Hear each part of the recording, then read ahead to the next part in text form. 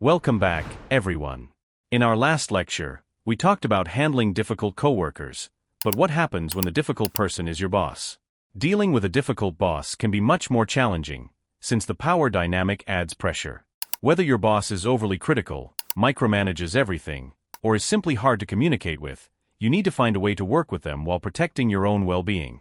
In this lecture, we'll explore strategies for dealing with a difficult boss and maintaining a positive and professional relationship.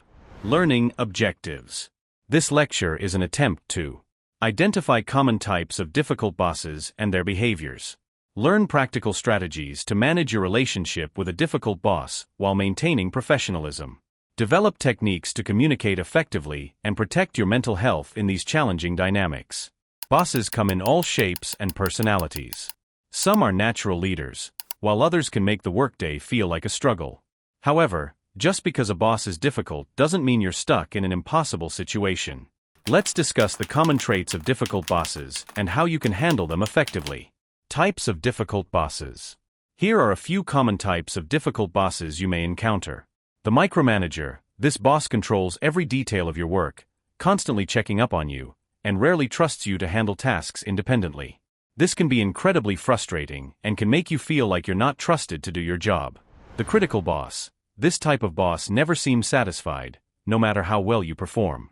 They frequently criticize your work without offering constructive feedback, leaving you feeling undervalued.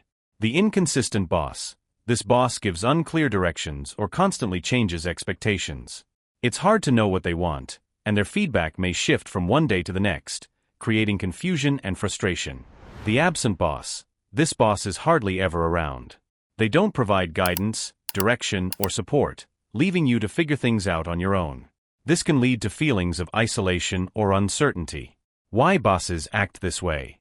Understanding why your boss behaves this way can help you approach the situation with more empathy and less frustration.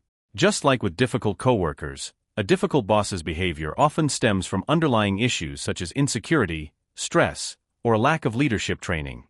Example: a micromanaging boss might feel anxious about the team's performance or fear being held responsible for any mistakes. This anxiety leads them to control every aspect of the work. Strategies for dealing with a difficult boss. Stay professional and composed. It's crucial to maintain your professionalism, even when dealing with a boss who frustrates you. Reacting emotionally or unprofessionally will only make the situation worse. Keep your communication respectful and calm, even when you disagree with their approach. Example: if your boss is constantly criticizing your work, avoid reacting defensively. Instead, respond calmly with something like, "I appreciate your feedback. Could you clarify what specifically needs improvement so I can make adjustments?" Manage up. Managing up means learning how to communicate and collaborate with your boss in a way that makes their job easier while improving your working relationship. Understand their priorities, anticipate their needs, and provide regular updates to build trust. Example: if your boss is a micromanager, proactively provide updates on your work before they ask. This can reassure them that you're on top of things, and over time, they may start to give you more independence. Clarify expectations. If your boss's instructions or feedback are unclear, don't be afraid to ask for clarification. This not only shows that you want to meet their expectations, but also reduces the risk of miscommunication.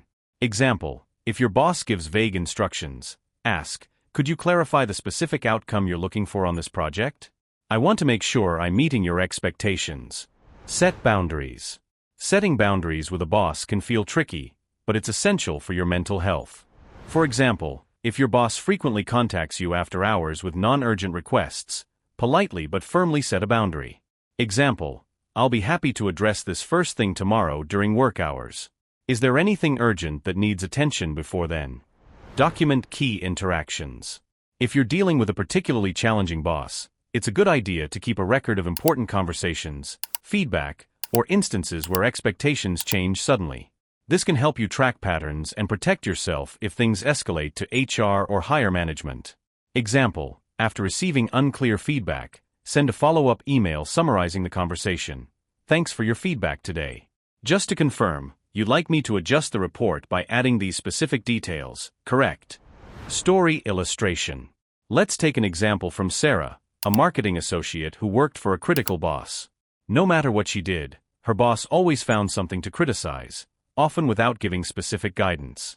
Instead of letting it discourage her, Sarah began asking for more detailed feedback.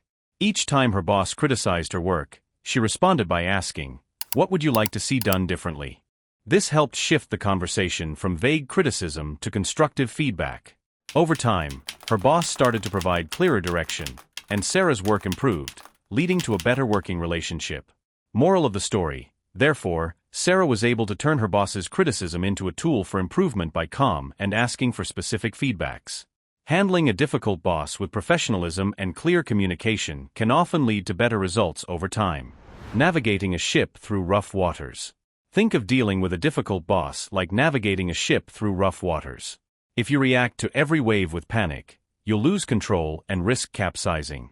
But if you stay steady, adjusting the sails as needed, you'll eventually steer the ship back to smoother seas.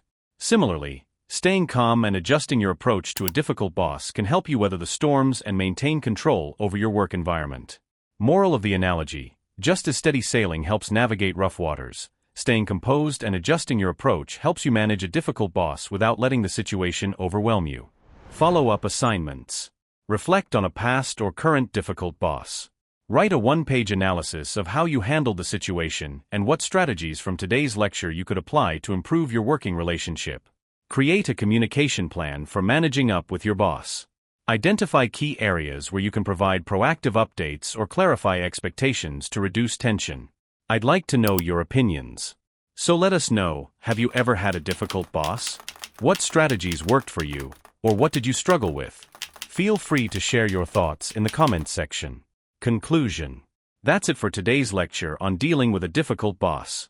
In the next lecture, we'll explore how to manage difficult clients or customers, another common challenge in the workplace. Thanks for your attention. Keep learning with Eduta.